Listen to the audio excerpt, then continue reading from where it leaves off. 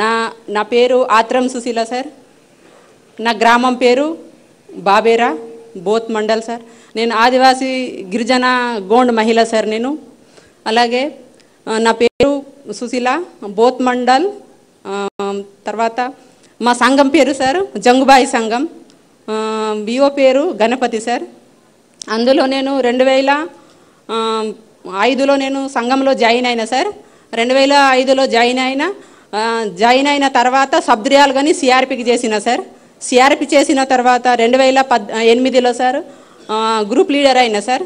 2008లోనే Vivo leader అయినా sir. 2008లోనే mandal leader అయినా sir. తర్వాత నేను ప్రతి విలేజ్లకు, ప్రతి సంఘాలకు, 42 సంఘాలకు, వివోలకు నేను మోటివేషన్ చేసి మన విలేజ్ కాకుండా, గ్రామాలు కాకుండా, మండలాలు కాకుండా, జిల్లాలు కాకుండా నేను పనిచేశాను సార్. మా పేద కుటుంబం సార్, మాది పేద కుటుంబం నుంచి వచ్చిన నేను సుశీలని సార్. అయితే అలాగే నేను ఎట్లా చేయాలా, మా మహిళలకు అని ఏ విధంగా ఉపాధి కల్పించాలా, వీళ్ళకు రుణం తీసుకుంటే ఎట్లా ఉంటుంది, తీసుకోకపోతే ఎట్లుంటుంది, వాళ్ళతోటి మాట్లాడడం జరిగింది సార్. అలాగే నేను 2005లోనే జాయిన్ అయిన తర్వాత 10,000 రూపాయలు రుణం తీసుకున్నా సార్. 10,000 రూపాయలు రుణం తీసుకుని 5,000 రూపాయలు తీసుకొని పెట్టుబడి చేనులోకి పెట్టిన సార్. మా సారు వ్యవసాయం చేస్తున్నారు సార్. మా భర్త సౌకర్య దగ్గర పోతే ఇన్ని అప్పులు అవుతాయి, సౌకర్య దగ్గర పోతే వచ్చిన డబ్బులు సుఖ, కొన్ని డబ్బులు సుఖ మిగిలాయి, వాళ్ళకే పోతాయని నేను సంఘంలో చేరుకుంటా. సంఘంలో చేరిన తర్వాత నేను మన పొదుపుకు, మన అప్పులు డబ్బులు తీసుకొని మన వ్యవసాయానికి పెడతామని మా భర్తకు చెప్పేసి నేను వ్యవసాయంలో పెట్టిన సార్. తర్వాత అదే 10,000 అప్పు ముట్టిన తర్వాత 20,000 అప్పు తీసుకొని ఎడ్లు తీసుకున్నాం సార్. 20,000 తర్వాత 50,000 తీసుకున్నా సార్. 50,000 తీసుకున్న గిర్ని తీసుకున్నా సార్. గిర్ని తీసుకున్న కిరాణా షాప్ వేసిన సార్. తర్వాత 1,00,000 తీసుకున్నా సార్. 1,00,000 తీసుకొని మన చేనులో చుట్టూ అది సోలార్ పెట్టినాం సార్. అడవిలో చేను ఉంది. తర్వాత ఆవులు తీసుకున్నాం సార్, మేకలు తీసుకున్నాం సార్. అలాగే 2 ఎకరాల పొలం ఉంది సార్. ఆ పొలంలో మా సార్ పని చేస్తే మా సార్కు నేను పని కల్పించిన సార్. నేను పేదల నుంచి వచ్చిన సార్. ఇలాగే నేను నాలాగా 100 మంది కావాలని నేను కోరుకుంటున్నా సార్. మహిళలంటే ఏంటిది ఈ ముందుకు రావడం సార్. ఎంతమంది పిల్లలమ్మా?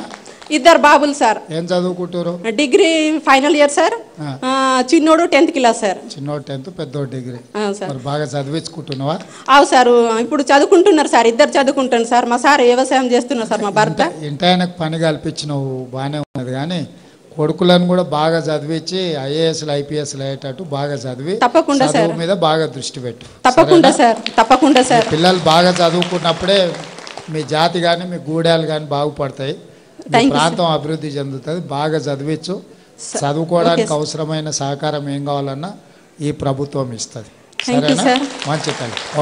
ఈరోజు సార్ ఒక్క విషయం సార్, ఈరోజు ఇట్లా ఉన్నామంటే సార్ మేము మహిళలు ఈరోజు మన మహిళలు గుర్తించి మన గౌరవ ముఖ్యమంత్రి సార్ గారు మమ్మల్ని గుర్తించి మొట్టమొదటిసారిగా మన కేసులాపూర్కు దర్శనం చేసి మన మహిళలతోని మాట్లాడడం చాలా గౌరవంగా ఉంది సార్.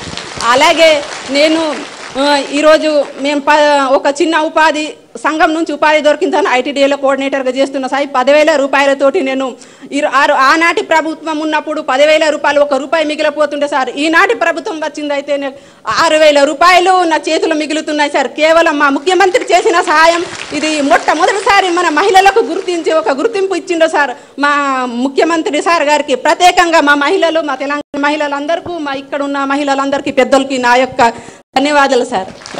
ధన్యవాదాలు.